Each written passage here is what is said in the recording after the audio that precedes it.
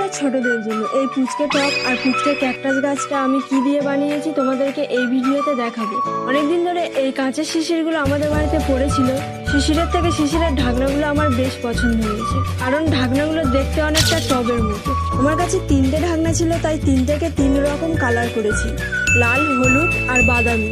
ঢাকনার কানাগুলোতে একটু আলপনা এঁকে দিয়েছি, যাতে দেখতে এটা মাটির টবের মতো লাগে। ক্যাকটাস হয় বালির দেশে, আর আমার কাছে বালি নেই, তাই সুপার ক্লেকে বালি বানিয়ে দিয়েছি।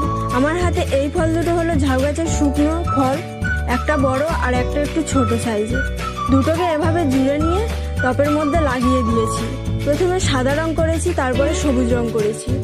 সবুজ রং শুকিয়ে যাওয়ার পর ক্যাকটাসের মাথায় সুপার ক্লে দিয়ে ছোট ছোট দুটো ফুল বানিয়ে দিয়েছি।